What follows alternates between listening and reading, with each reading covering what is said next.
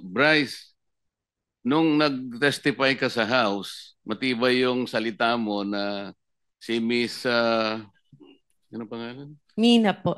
Mina, ay magdadala ng pera sa proponent. At ang binanggit mo sa House, si Senator Jinggoy. Di ba? Sa House.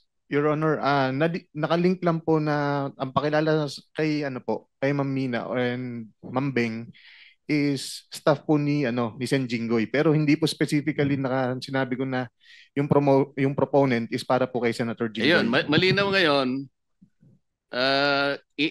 ina-attribute mo lang bale kay Senator Jinggoy dahil stop niya si Beng. Tama?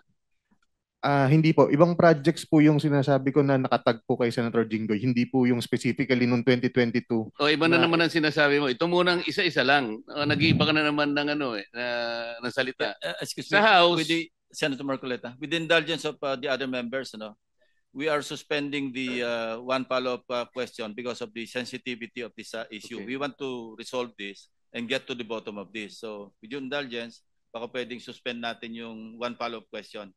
Mag-freewheeling muna tayo. Sandali. No? Thank you. Thank you, Mr. Chair. So, pero malinaw, merong magdadala, sinabi mo. Ang magdadala si Miss Mina, tama? It's either Miss Mina or Beng Ramos po. Pero merong dadalhin, di ba? Yes po. Malinaw na malinaw yon. Walang Opo. problema doon. Wala pong problema Ngayon, doon. sinabi mo na hindi naman pala si Senator Jinggoy. Specifically, hindi po si Senator Jinggoy. Okay, kanino kaya yon? Proponent lang po ang sinabi sa akin ni boss. Sino nga? Sino yung proponent? Wala, naka-blind po ako doon kung sino pong proponent po. Blind siya kung sino proponent, pero nung nag-testify ka sa House, tahasan sinabi mo, ako at si Senator Joel Villanueva ang pinangalanan mo. At Opo. sinabi mo rito, sabi ni Congressman Ridon, sorry, excuse me, before proceeding, can we state for the record again who is Beng Ramos? Ang sagot mo, she is the staff of Senator Jinggoy Estrada po. Sagot ni Ridon, staff of Senator Beng Ramos is a staff of Senator Jinggoy Estrada. Ang sagot mo, yes po, Your Honor. Hindi ko siya naging staff kahit kailan, simula nung pumasok ako sa Senado noong 2004 up to the present. Hindi ko naging staff si Beng Ramos. How did you come to that conclusion na naging staff ko si Beng Ramos? Your Honor, si Boss Henry po ang nagpakilala sa akin. No. You answer my question directly. How did you come into that conclusion na staff ko si Beng Ramos?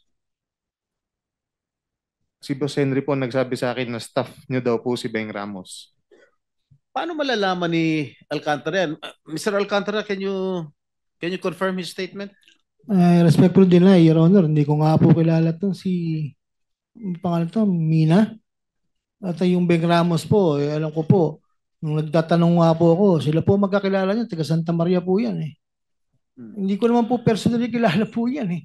Every time na lang po, sa akin lagi yung turo niya. Magkababayan kayo ni Beng Ramos?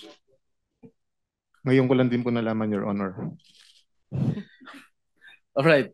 Meron ka pa sinabi, sa House, this was the time na meron pang project na binigay si Boss Henry Alcantara kay Miss Beng Ramos through Miss Mina of WJ Construction. So, yun po yung ginamit na license or contractor at nandyan po yung pag-uusap kung kailan pa po magdi-deliver ng obligasyon dahil kailangan po ni Boss Henry. Okay?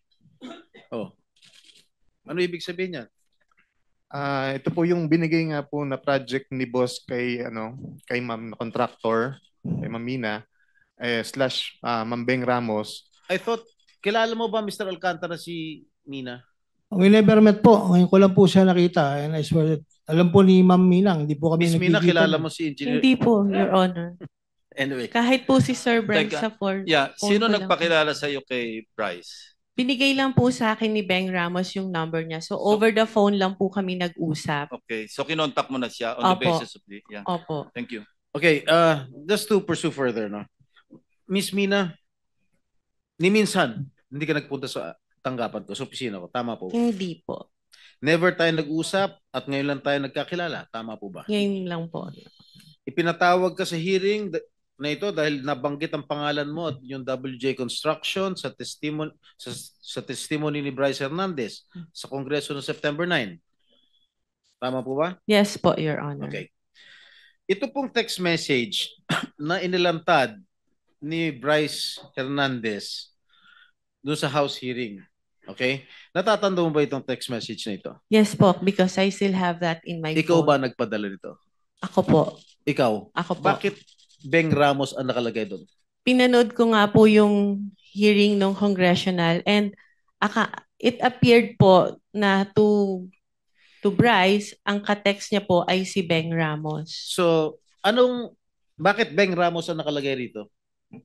Kasi po ang pakilala ni boss sa akin is Beng Ramos is staff niyo po, hindi naman po si Ma'am Mina. Si Beng Kaya- Ramos ang staff ko? Opo, yun po ang sabi niya sa akin. Sabi nino? Ni Boss Henry ko po. Paano niya malalaman? Hindi naman kami nag-uusap niya. Paano niya malalaman staff ko si Beng Ramos? How will he know? Hindi ko rin po alam. Yun lang po ang sinabi sa akin ni Boss Henry. Kaya po Alam mo, nagkaroon po kami ng connect ni Alam mo, Ma'am Beng Ramos tsaka si alam mo, Ma'am Mr. Mina. Bryce, masyado ka na nagsisinungaling eh. Anyway, so, ang pagkakaalam mo, sino nag-text sa'yo nito? Si Miss Mina o si Beng? Ayun po. Nakalagay po pala yung akala ko po, si Ma'am Beng Ramos. Pero si Ma'am Mina ng WJ Construction po. Okay. Ito, nangyari to December 10, 2022. Just for the record. Tama po ba? Opo, Your Honor. Sabado itong, Sabado to, December 10, 2022. Kaupo lang namin mga bagong senador nun. Okay? Senator So- Jinggoy, Yes. with the, Yes, please. Mr. Chair, Go ahead, please. interjection lang, Mr. Senator Jinggoy, kung baka pwedeng to give clarity, saan yung Beng Ramos na yan? Paupuin natin dito. Mr. Chair. Yes. I have conferred already, if I may, I have conferred with the chairman of the Senate Blue Ribbon due to humanitarian reasons because she is suffering from stage 4 cancer. So, kawawa naman. We decided against inviting her because she's undergoing chemotherapy. Well noted, Mr. Chair. Thank you. Sorry, I don't know about that information. Thank you. But sana, para maklaro ito. But thank you, Mr. Chair. Okay. Yeah. Okay, sa message mo nung December 11, which Excuse Fellow me, na Senator Sunday. Jinggoy. yes. Nagpaalam po sa chairman, si DPWH Secretary Vince Dizon at saka si AMLC Executive Director Matthew David kasi may mga importante silang lakad. Kaya sinabi ko kanina, before 12, papakawalan na natin sila. So, kung may tatanong po kayo, meron pa tayong 12 minutes. Tanungin nyo sila para pag-alis nila, wala na tayong kailangan ipursong tanong para sa kanila. With the indulgence po of Senator Jinggoy, Mr. Chair, I have few questions para po kala Secretary Vince Dizon at saka sa AMLAC po. With the permission of the body, mag-interject, especially Senator Jinggoy, kasi paalis na yung dalawa. Okay, alright. Thank you. Mr. Chair, Secretary Dizon, ito po bang EGB Builders ay nilagay na po ninyo sa kinasuhan po ninyo because they're one of the 15 that was mentioned by the Office of the President? Hindi pa po, Mr. Chairman. Bakit hindi po, Mr. Chair? Wala pa po kaming nakikitang proyekto at ebidensya na nag-lead dito sa kumpanyang to. In fact, ngayon ko lang ho na narinig ito, itong EGB Builders. But we will look into it po, Mr. Chairman. Pero sa ngayon po, wala pa po. Kasama po siya doon sa top 15, Mr. Chair, itong EGB Construction. Kaya ako po nabanggit lang, Mr. Chair, dapat silipin din because we have information and we have the evidence linking EGB dito po sa Wawaw. Kasi ito pong Wawaw Builders na ito po ay kumpanya rin po ni Engineer Bagaw. Pinapahiram niya po yung lisensya ng Wawaw sa mga tiga DPWH po sa First District ng Bulacan. So might as well include them in your investigation, including Wawaw na rin po, na kung po pwede po maimbestigahan ito at makasuhan and then mapasama po sa AMLAC. Nandito po si Engineer Baggaw. Pwede niyo Engineer tanungin. Bagaw.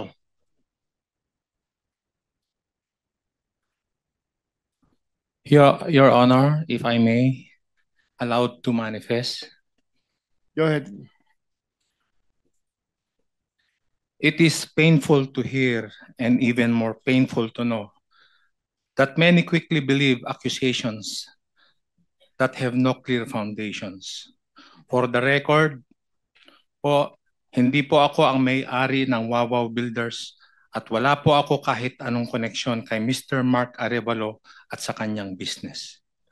Mahigit po 3 dekada or 35 years na po ang EGP Construction Corporation sa industriya ng construction.